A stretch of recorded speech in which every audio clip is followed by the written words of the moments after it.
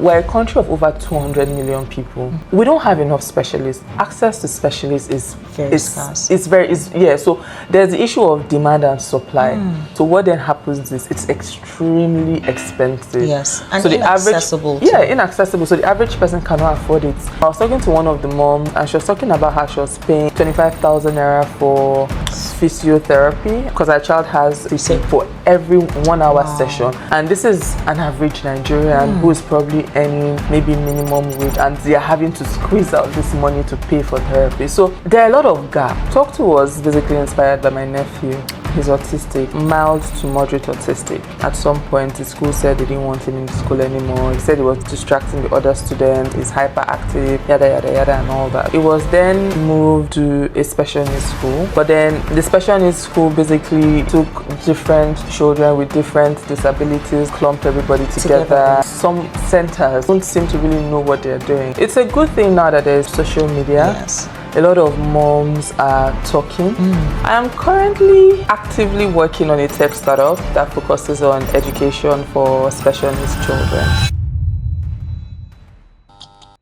Hi, good day to you. This is WellPath, your humble host, Hannatu Nwosu. With me is a special guest. She's an advocate, a leader, a community builder. Do you care to introduce yourself? Hi, my name is Sarah. I am a mom of 2 girls, Gigi and Mika. I am a wife and I'm also a tech entrepreneur. So I am currently actively working on a tech startup that focuses on education for special needs children. Happy to be here.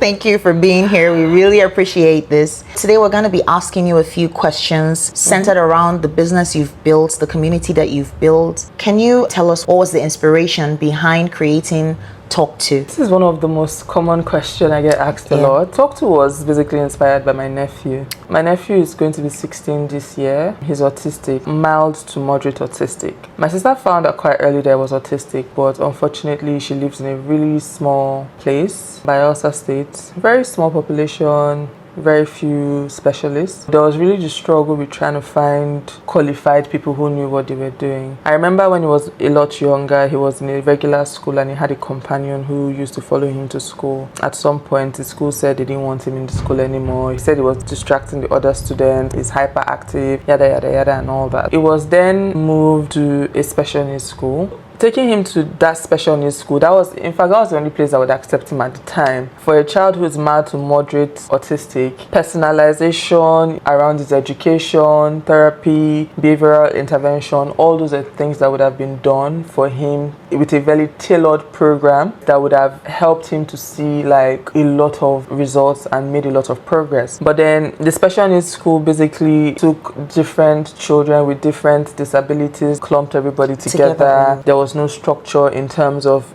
personalized learning. Everybody was doing the same thing. It almost seemed like instead of a school, like a daycare. You drop off the child and then you pick them up and then they aren't really learning. So that whole setup did not really help. 2 years ago, my sister reached out to me. She was just telling me about how the school randomly came and said she needed to start paying for speech therapy. And it was maybe 13 at the time. And it was a bit confusing for me because if you knew this child needed speech therapy, you would have had you've been with him for years. So you would have known this earlier and then you would have started that intervention way earlier. Unfortunately, I was not as informed. I don't know about my sister being as informed at the time. That struck a chord in me and I was like, you know what, there seems to be a serious gap between information and even this, some centers or, that they don't seem to really know what they're doing. And that was what immediately struck me to say, you know what, I need to start doing something around this problem. And then specifically using tech, because how I think about it is I'd worked in tech the past few years before I started working on Talk To. And the thing for me that I know with tech is if I want to reach a large group of people, I can use tech. But if I want to use a small group of people, I would do it myself and just talk to people one after the other. So for me, the best way to approach it was to use tech and build a tech product that can be used by millions of families across the country. That was so beautiful, very thoughtful, This is why we do what we do. Like, I love the story, the background, it resonates with you, and it has a personal angle, which is your drive, I would say. So, well done. It's amazing. Honestly, it was the first time I had seen something like that and I just fell in love with the platform. Before Talk To, what were the gaps you noticed in the support system for these women? So there's so many. Lack of information, I think, to me tops the list. It's a good thing now that there's social media. Yes. A lot of moms are talking. I would randomly come across a TikTok post of somebody talking about their experience or how their child is 4 and they're non-verbal, how their child is autistic. GT is one platform that has done a fantastic job with their conference every year talking about... Do you mean GT Bank? GT Co, yeah. Oh. Talking about, they have the autism conference, so they do some work around it, but still that is not enough. Because how about the last mile, right? So we're in Lagos, we're having the conference here, there are families in somewhere in Kogi State who have never heard about autism before, even know what would they say? They would say, oh, the child is possessed, or the child is badly behaved. We're a country of over 200 million people. We don't have enough specialists. Access to specialists is very scarce. So there's the issue of demand and supply. So what then happens is it's extremely expensive. Yes, and so inaccessible. Inaccessible. So the average person cannot afford it.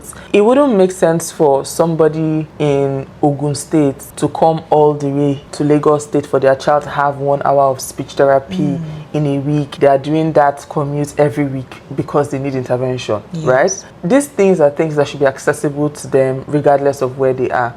Same thing, I was talking to one of the moms and she was talking about how she was paying 25,000 naira for physiotherapy because her child has CP. Okay. And she was paying this for every session, 1 hour session. And this is an average Nigerian who is probably earning maybe minimum wage and they are having to squeeze out this money to pay for therapy. So there are a lot of gaps. What does your platform offer and how does it create a safe space for these moms to open up? When this whole Talk To idea started, right, the main thing that I wanted to focus on at the time was just speech and language development for kids who are non-verbal, for autistic children. And then when we started developing resources, activities and stuff that it could engage in. It then brought more questions, right? Like, this is speech therapy, but do you people not think that this platform, they can actually use it as a learning platform, so it's not just speech? We did our first pilot, we got that feedback, and then there were a lot of nuances that needed to be done, so we took it back to the drawing board, and then we decided to expand product offering to just early education. Because for us, more importantly, what we realized was that while we're building speech, we can actually still build foundational education skills, so things like basic numeracy, letters, arithmetics, as well as maybe just cognitive skills, so things like critical thinking, problem solving, as well as attention. But more importantly, how we then decided to structure all of this is embedding all of this with comprehension as the bedrock. So meaning, if a child does not understand what they're doing, nothing else matters at the end of the day. Most of the activities within our platform are multi-dimensional, so they are visual, auditory, as well as interactive. So meaning kids who have varying levels of special needs can benefit from them. So you can hear the instructions, you can give verbal feedback. A lot of EdTech platforms don't have these things implemented. What parents can access with the platform is they can onboard their kids, take an assessment, then that assessment is being analyzed and a personalized learning journey is created for their child. So basically, instead of letting them be on YouTube consistently and we take them to Talk To, have them engage activities that can boost their concentration, comprehension, attention span, learn basic speech and language, as well as numeracy and literacy. So that's basically what we offer to parents. Another interesting thing I would say with this is that there are a lot of kids who are now, due to special needs, out of school. So to me, I would say because a child with special needs does not mean they shouldn't be educated. Yes, exactly. Right. So for us, it's like those children can actively get some level of education on Talk To. Go on there, sign up, take the assessment, onboard your kids, and have them engage and see how it really impacts them. Is this platform only for neurodivergent kids, or can neurotypical children also benefit from it? While we designed it with neurodivergent kids in mind, so meaning the activities are slower paced, they are not very high sensory, the theme and tone is calm, but neurotypical kids can certainly benefit from it, right? Because it's educational. For example, my kids are neurotypical. My younger daughter who's 2+, she uses it for the instruction activities. So basically teaching how to follow instructions from 1-step instruction to 2-step instructions to 3-step instructions. So those are things that every child can benefit from. Someone who came into your community struggling, and how Talk To helped them. When we first started out, we reached out to a number of people join our community. Before we even started building the platform, we decided to simulate basically what the platform was going to be like. And we brought a number of moms in, and then every day we'd send them these activities for them to engage in, and then just give us their feedback on how their kids are engaging. The feedbacks have been good. One particular lady from Kenya, she had a, I think, 8-year-old son who was non-verbal, and then he started to sound consonant sounds like T, P. For her, that was so exciting. And then she sent a message just saying like, oh yeah, like this is what has happened. And just within the community as well, done a lot of free consultations, a lot. Black Friday last year, we opened it up and said, yeah, if you have concerns and you want to talk to a specialist, register. We had a lot of them register. Gotten really good, you know, gratitude messages, thank yous, like, oh, even just tips and tricks on how to help their kids gain speech. So there's a lot of work that we've done in our own capacity. Certainly we're a startup, right? So we're still trying to do the best that we can in terms of what we can do, but even with the little we've done so far, a lot of parents have been impacted, and then the kids as well. What's your vision for Talk To in the next few years, and how can people support or get involved? The vision basically is we want every child, regardless of your situation, whether you have special needs or not, you don't have to be written off. Agreed. You can still acquire a good level of education, even if it's just the foundational bit, right, to help you to be able to acquire more knowledge as you grow older. And then you can decide to put it to use in your own capacity. Yes, you're disabled, you might not be able to work the conventional job, but then at least there are jobs that you can do, right? So for us, is to have that platform that supports neurodivergent kids, regardless of where they are located and their parents' financial situation. You hosted a meaningful event during the International Women's Day. What were your goals and what impact did it have? So for International Women's Day, all I kept thinking about prior to March was my sister. Everybody screams, oh, happy Mother's Day, happy International Women's Day all the time when there are all these events. But reality for special need moms is very different. A lot of them cry themselves to sleep. A lot of them are being called all sorts of names. A lot of them are struggling. You know, a lot of them are going through varying levels of emotional distress. A number of them are depressed. A lot of them are questioning themselves all the time. You know, so for me, right, yeah, it's nice to say International Women's Day, but what about this specific group of women who nobody seems to even think about? Goal basically with the event was there are all these women who are going through this unique journey. How do we bring them together to a place where they are celebrated, they are seen, and you know they feel like, yes, I am going through something, but I'm not going through this alone. Celebrate these women, make them feel special, and basically give them a good time. Honestly, what I like about what you're doing is that you are making it a conversation topic. People are talking about this. People are realizing that there's a gap that we need to fill. The more you talk about it, the more people are like, oh, so there's this going on. Oh, we didn't know. Especially if you don't have any such person in your family, your immediate family. You don't know that people are struggling with this. Another thing I've observed is a lot of people are not very patient with families that have special needs children. The emotion they feel is anger. I want to change that whole stigma. You shouldn't be angry. If anything, you should lend your support, lend your assistance. Yeah, you know? I don't think what people should feel towards kids with special needs should be anger. Yes. No one should be feeling anger towards them. Instead, want to lend your support. Yes. I remember there was a trip I was on, and this boy was, I believe he's autistic. He was so agitated. He literally was almost banging his head on the railing, and the mom had to constantly, like, she was, you know, using her hand to, you know, and then how do you see that and then what you feel is anger? For me, you shouldn't feel anger. Instead, you should feel some sense of encouragement and willingness to support. What's your background?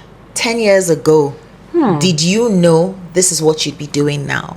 I studied accounting, unfortunately. Unfortunately, because one of those things where your parents want you to do a professional course, even though maybe it's not. I don't know. I honestly don't know why I chose that. Maybe because my sister studied accounting, to be honest. I don't know. And yeah, because even when I was in secondary school, I wasn't good in accounting. So I don't know why I thought I would be good at it in university. But for me, I've always been a creative, business-oriented person. In terms of a year ago, if I knew what I was going to... I don't even know what I'm going to do tomorrow. So 1 year is a long time and a lot can happen. For me, I live life with a certain outlook, which is be prepared for the day. So today I know this is what I'm doing, and in that thing that I'm doing, I plan to give it my 100%, my best. Yeah. Thank you for that.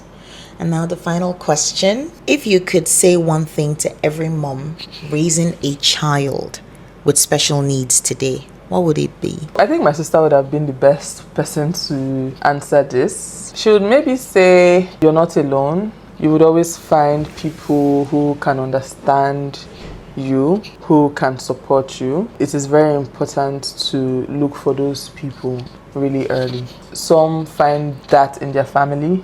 Some find it in strangers. But regardless, it's very important to find those people early because they would make your journey feel a lot less daunting. And as much as you can, if you can afford it, get the help you need early. But if you cannot, see if there are ways that you can get the same help. And then regardless of the things that you would see online or all the speculations and all that, always do your own research. And then early intervention does a lot of good for the children. Just talk to a specialist. Small 1 hour consultation can make a lot of difference. Find your tribe. Yeah. So Sarah, this was such an amazing interview. Thank you. Very well said. All of your answers were just hitting the nail on the head. I really enjoyed myself. I hope you enjoyed yourself too. What's it? Thank you, our beautiful people. If this interview can help one person, we've done our work. Engage with the content. Ask questions. If you need more information on Talk2, the name of the company is Talk2. You need more information on Talk2, leave it in the comment section. DM us and we will get back to you. We will always answer. We're very interactive. Thank you for listening. This is brought to you, powered by WellPath. My name is Hannah Nwosu. Have a beautiful night, my people. Sarah, let's blow kisses to them. Mwah.